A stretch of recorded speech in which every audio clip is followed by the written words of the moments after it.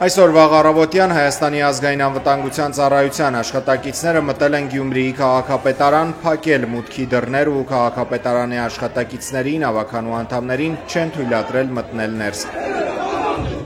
Քաղաքապետարանում քաշքշուկ է եղել իրավապահների և հավաքվածների միջև։ Քաղաքապետ Վարդան Ղուկասյանին իրավապահները մեկուսացրել են, լրատվամիջոցներին հայտնել է նրա խորհրդականը։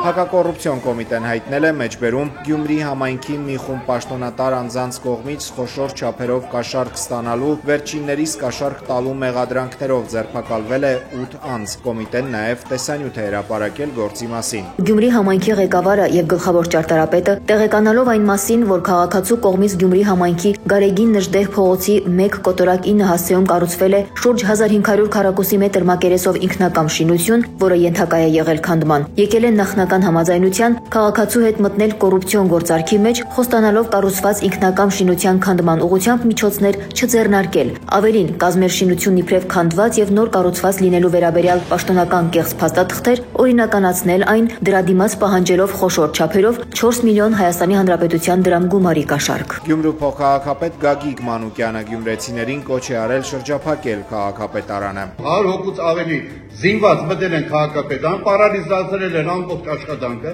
ժողովրդի կանայք աղջիկներ կային, բոլորը վախի մեջ, մի ահավոր սարսափելի իրավիճակ է։ Ժողովուրդ, գյումրեցիներ, ով սիրում է իր հարգում է քաղաքը, հելեք, պաշտպանեք ձեր օրենքով, օրենսդրորեն ընտրված քաղաքապետի շահերը,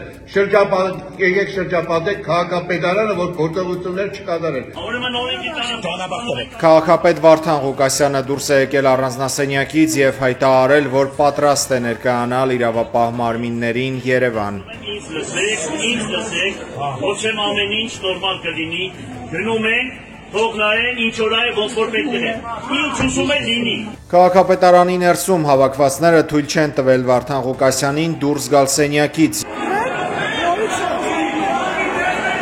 Րոպեներ անց քաղաքապետարանին են մոտեցել կարմիր բերետավորներն ու ուժով մուտքի մոտից հեռացրել գյումրեցիներին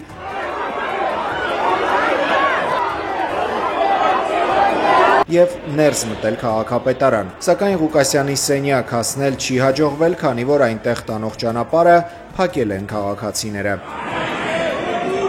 Այս կադրերում ԱԱԾ ոստիկանության բարձրաստիճան ծառայողները վազում են Վարդան Ղուկասյանի հետ միասին։ Սա Գյումրու քաղաքապետարանի հետնամուտքն է։ Ըստ Ղուկասյանի խոսնակի, քաղաքապետին հանել են աշխատասենյակի լուսամուտով։ Նրան բերում են հակակոռուպցիոն կոմիտե։ Տեղեկություններ կան, որ այսօր դատարան միջնորդություն է ներկայացվելու Գյումրու քաղաքապետ Վարդան Ղուկասյանին 3 ամսով կալանավորելու համար։ Բեռնատարների վարորդներն այսօր կրկին բողոքի ակցիա են արել կառավարության շենքի դիմաց։ Վարորդների հիմնական պահանջն է, որ Հայաստանի գործադիր իշխանությունը բանակցություններ վարի ռուսական կողմի հետ։ Նրանք խնդրում են, որպեսզի Ռուսաստանի Դաշնության միգրացիոն օրենքների վերջին խստացումները չտարածվեն իրենց վրա։ Նոր կարգավորումների համաձայն մեկ տարվա ընթացքում նախկին 180 օրվա փոխարեն բեռնատարների վարորդները այժմ կարող են Դաշնությունում մնալ 90 օր։ Ինչպես նշել են ակցիայի մասնակիցները, կանոնները խախտելու դեպքում վարորդները տուգանվում են, ձերբակալվում, այնուհետև արտաքսվում 3-ից 5 տարվա մուտքի արգելքով։ Այդտեսի բանի տեղ չտերեցինք, հունվարի 1-ով կնան լրիվ փակեն, շրջափակման մեջ մտնենք։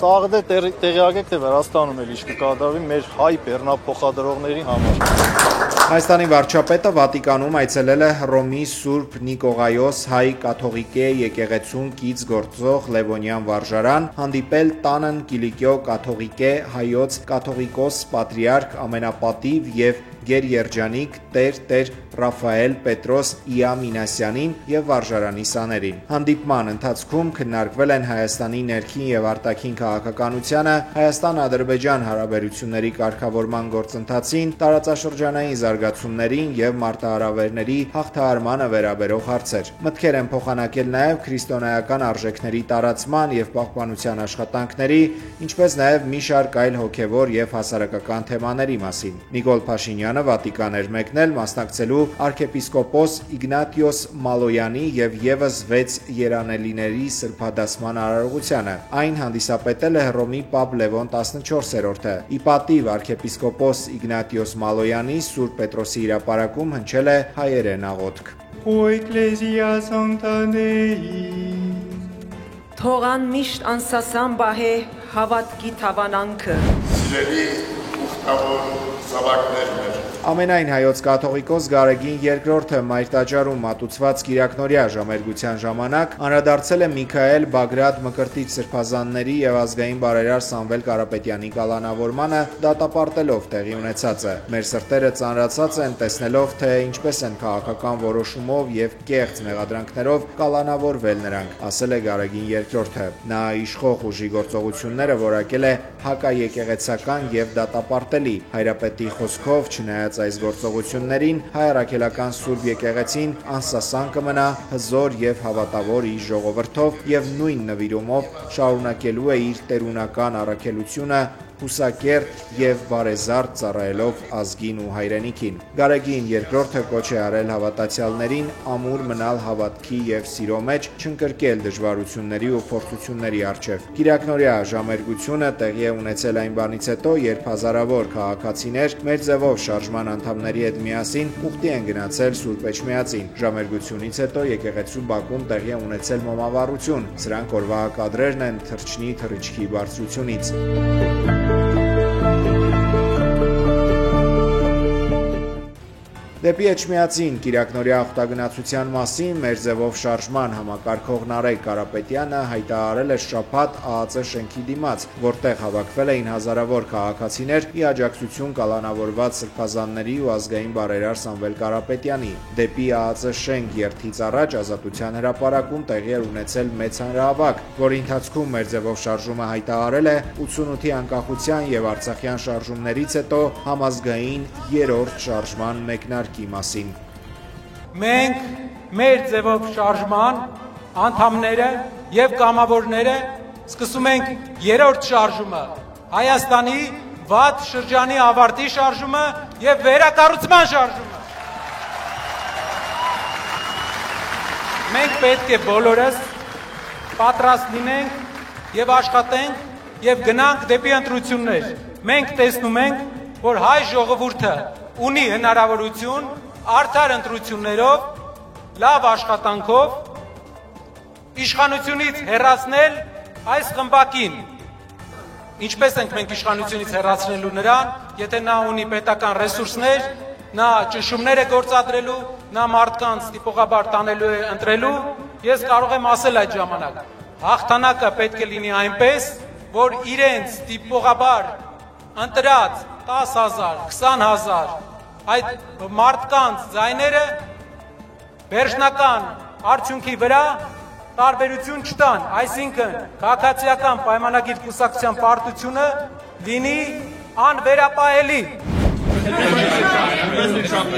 If you okay tomahawks Վաշինգտոնում Ուկրաինա եւ ԱՄՆ նախագահների հանդիպումից հետո Թրամփը հայտարարել է, որ Ռուսաստանը եւ Ուկրաինան պետք է կանգ առնեն այնտեղ, որտեղ հիմա են, կոչ անելով կողմերին դադարեցնել մարտական գործողությունները եւ սկսել խաղաղ բանակցություններ։ Նրա խոսքով պատերազմը պետք է ավարտվի այսօր եւ հիմա, իսկ երկու կողմերն էլ պետք է պատրաստ լինեն փոխզիջումների։ Թրամփը բաց տեքստով ասել է, որ Տոմահակ հեռահար հրթիռների մատակարարումը Ուկրաինա կարող է առաջացնել անվերահսկելի էսկալացիա Ռուսաստանի հետ հարաբերություններում եւ վնասել ԱՄՆ-ի անվտանգությանը։ Ամերիկյան լրատվամիջոցների հաղորդմամբ Թրամփ-Զելենսկի հանդիպումը անցել է լարված մթնոլորտում։ Թրամփը Զելենսկիին ներկայացրել է քարտեզներ եւ փորձել համոզել, որ Ուկրաինան ընդունի այն որպես ապագա սահմաններ։ Եթե Կիևը չընդունի բանակցային տարբերակը, պատերազմը կարող է ավարտվել Ուկրաինայի կործանմամբ, հայտարարել է Սպիտակ տան ղեկավարը։ Հանդիպումից հետո Զելենսկին ասել է, որ պաշտոնական խոստումներ չկան,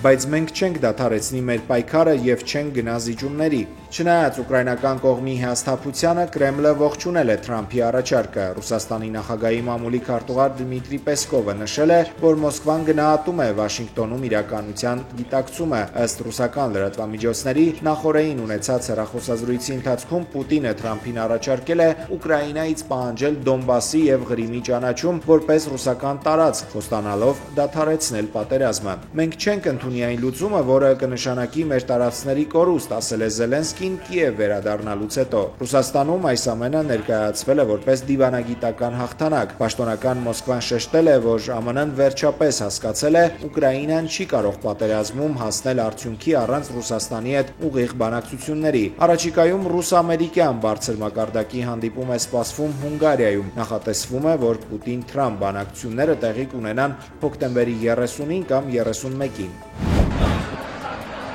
Իսրայելի եւ Համաս շարժման միջև կնքված ԱՄՆ նախագահի հրադադարի համաձայնագիրը խախտվել է մի քանի օր տևած հրադադարից հետո Գազայի կենտրոնը կրկին հրետակոծվել է։ Իսրայելը փակել է քաղաքի մուտքը մարդասիրական օգնություն բերող բեռնատարների համար։ Վարչապետ Նեթանյահուն հայտարարել է, որ Գազայի եւ Եգիպտոսի սահմանին գտնվող Ռաֆահ անցակետը փակ կլինի, մինչև Համասը կվերադարձնի իսրայելցի բոլոր պատանդներին։ Այս բռնկումների ֆոնին ԱՄՆ նախագահ Դոնալդ Թրամփը հայտարարել է, որ Միացյալ Նահանգները պատրաստվում է քննել հրադադարի ռեժիմի խախտման դեպքը։ Մենք ցանկանում ենք համոզվել, որ Համասի հարցում ամեն ինչ կընթանա հնարավորինս խաղաղ ձևով։ Նրանք բավականին անզիջում են։ Հնարավոր է Համասի ղեկավարությունը հրադադարի խախտման հետ կապ չունի, եւ դա եղել է շարժման ներսում գործող անհնազանդ խմբերի նախաձեռնությամբ։ Մենք այս հարցը պատշաճ ձևով կլուծենք, ասել է Թրամփը։ Վերջին տասնամյակների մշակութային ամենախոշոր կողոպուտն է տեղի ունեցել Փարիզի Լուվրի թանգարանում։ 3 դիմակավորված անձին գողացել են Բոնապարտի կայսերական ընտանիքի հավաքածուին պատկանող արժեքավոր 9 զարդ, այդ թվում թագեր, վզնոցներ եւ կրծքազարդեր։ Կողոպուտը տևել է ընդամենը 7 րոպե։